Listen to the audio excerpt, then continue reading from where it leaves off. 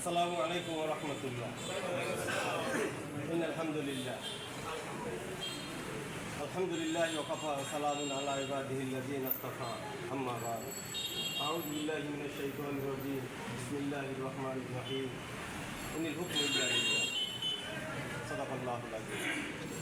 ইসলামী আন্দোলন বাংলাদেশ ৪ নং গালুয়া ইউনিয়ন শাখা কর্তৃক আয়োজিত আজকে এই সম্মেলন ও ইফতার মাহফিলের মোহতারাম সভাপতি মাওলানা ডাক্তার মুজাহিদুল ইসলাম, আজকের উপস্থিত আছেন আমাদের গালুয়াবাসী, আমাদের হৃদয়ের স্পন্দন, অত্যন্ত স্নেহভাজন গালুয়া হযরত পীর সাহেব হুজুর কেবলা।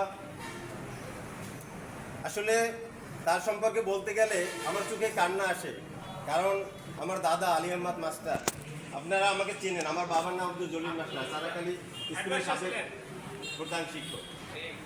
আমার দাদা যখন অসুস্থ হয়েছিল তখন গালুয়ার মরহুম পীর সাহেব হুজুরের তার চিকিৎসায় আমার দাদা সুস্থতা আরোগ্য লাভ করে।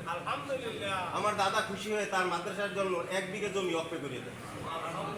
সেই থেকে তাদের পরিবারের সাথে যে আমাদের যে একটা আত্মিক সম্পর্ক, সেটা আলহামদুলিল্লাহ।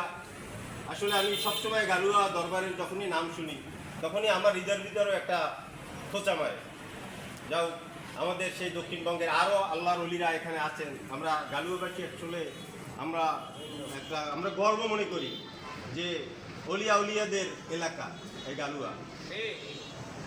এছাড়াও উপস্থিত আছেন, বিশেষ করে আমি এখানে রাজনৈতিক বক্তব্য দিব না, কারণ আমি আসছি আসলে এখানে একটা ইউনিয়ন সম্মেলন কথাটা লাগাইছি, বুঝছেন। আসলে আমি এই সম্মেলন বাস্তবায়নের জন্য সামান্য কথা বলবো। গালুয়া বিশ্ব হুজুরে আছে, অন্যান্য ওলামায়ে কেরাম আছে, আপনাদের ইফতার মাহফিল সম্পর্কে রমজানের ফজিলাত, বরকত, দোয়া এগুলো তারাই পরিচালনা করবে।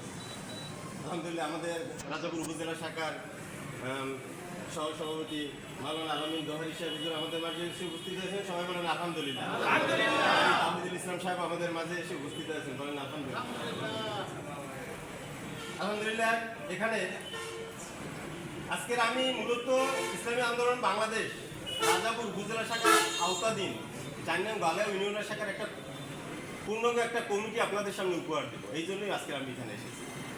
2 নম্বরে ইসলামী আন্দোলনের সহযোগী সংগঠন ইসলামী যুব আন্দোলন, ইসলামী ছাত্র আন্দোলনের আমরা কমিটি আপনাদের সামনে উপস্থাপন করি। পাশাপাশি আমি ইসলামী আন্দোলনের কমিটি ঘোষণা করার আগে আমি রাজাপুর উপজেলা ইসলামী আন্দোলন বাংলাদেশের গালুয়া ইউনিয়ন থেকে 2 জন আমরা মহৎ ব্যক্তিকে আমরা উপজেলায় স্থান দিয়েছি, যাদেরকে গালুয়া ইউনিয়নের জিম্মাদার হিসেবে নিযুক্ত করেছি।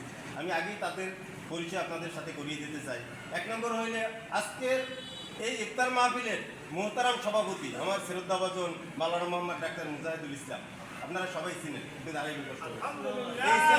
বাংলাদেশ গালুয়া ইউনিয়ন শাখার 1 নম্বর জিম্মাদার, আর সহকারী জিম্মাদার হিসাবে দায়িত্ব পালন করবেন এই 2 সেশনের জন্য হাজি মোহাম্মদ মতিউর রহমান। আপনি একটু জানেন, আলহামদুলিল্লাহ আপনারা বসেন। এই 2 জন ইসলামী আন্দোলন বাংলাদেশ এবং গালুয়া ইউনিয়ন শাখার সকল সহযোগী সংগঠনের জিম্মাদারিত্ব পালন করবেন।